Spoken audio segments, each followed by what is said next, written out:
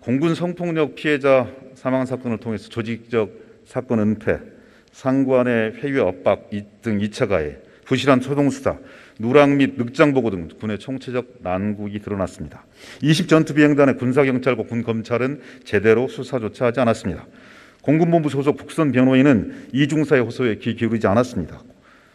공군 양성평등센터에게 이중사의 고통은 그저 숫자에 불과했습니다. 마지막 의탁처였던 15 특수임무비행단마저 이중사를 밀쳐냈습니다. 장관님, 이중사가 겪었던 고통이 한 개인에만 국한된 문제는 아니었습니다.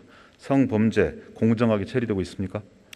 지금 수사 중이지만 공정하게 처리되지 못했던 것에 대해서 좀 안타깝게 생각합니다. 군내 성범죄가 군기관을 저해하는 중대 범죄라는 인식하에 지속적으로 공정하고 엄정하게 처리해 나가겠습니다.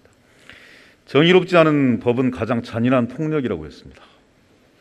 이중사는 법과 제도가 자신을 보호해 준다고 믿었고 배워왔습니다.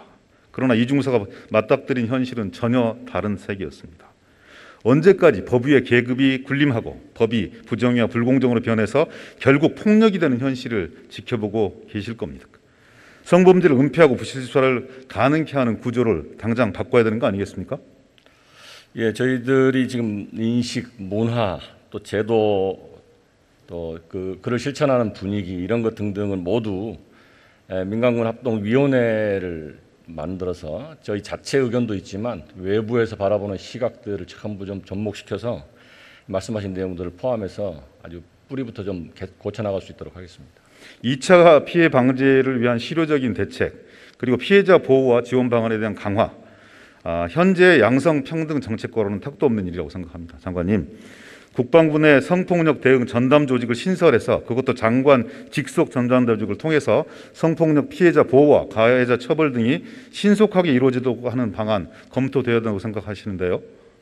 이번 사건을 제가 후속 조치하면서 여러 가지 생각들을 많이 하고 있는데 의원님께서 지금 방금 말씀하셨던 그 성폭력 예방, 피해자 보호, 가해자 처벌이 신속하게 또 한 개 기구에서 정말 적극적으로 이루어질 수 있도록 하는 게 필요하다 이렇게 판단을 하고 적극적으로 추진해 나가겠습니다. 가장 큰 문제 중에 하나가 부대 지휘관이 지휘권과 사법권을 독점할 수밖에 없도록 군 사법체계가 짜여져 있습니다. 반드시 개편해야 될 텐데요. 성폭력 사건에 대해서 수사의 독립성을 보장할 수 있는 전담 기구를 구성, 운영하고 수사, 기소, 1심 재판까지 민간으로 이전하는 군사법원법 개정 적극 찬성하십니까? 지금 국회에 발의된 군사법원법 개정안이 있는데요. 그 안에 또 이제 개별 의원님들께서 또 주신 의견들이 있습니다. 이런 것 등 안에 의원님께서 말씀하셨던 그 내용들이 이제 좀 포함되어 있는데요. 입법 취지에 적극 동의하고 입법화될 수 있도록 노력해 나가겠습니다. 2000년, 2014년에도 동일한 논의가 있었고 제도적 권고가 있었습니다. 그때마다 국방부 반대해서 여야 합의를 이루어지 못하고 결국은 본질적인 제도적인 제약을 이루어내지 못했습니다. 군 인권 보호관 문제 역시 마찬가지입니다. 이 문제에 대한 판단 어떻습니까?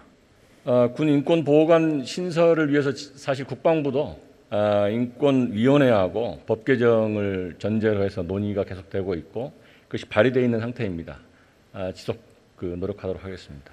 반드시 이번에는 국회에서 군 인권 보호관 문제, 군사 법원법 개편 문제 반드시 여야가 합의하고 뿌리를 뽑을 수 있도록 제도 정비를 국회 역시 이루어낼 수 있도록 최선의 노력을 다하겠습니다.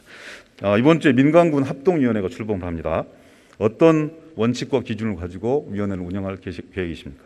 우선 민간군 합동위원회는 이 위원회의 취지가 국민의 눈높이에 맞는 병역 문화를 구축하자는 게 이제 가장 기본적인 취지입니다. 그래서 민간 전문가를 포함해서 병역 내 생활하는 저 말단 조직까지도 전부 좀 의견을 모을 수 있도록 합동위원회를 구성하고 그 안에 이번에 이제 그 문제가 되었던 성폭력 예방, 피해자 보호 분과뿐만이 아니고 장병들의 인권 보호, 조직 문화 개선, 또 장병들의 생활 여건 개선, 또 아까 의원님께서 말씀하셨던 군의 형사 절차라든가 또는 국선 변호인 제도 등을 포함한 모든 것 등을 여기서 논의할 수 있도록 그렇게 하겠습니다.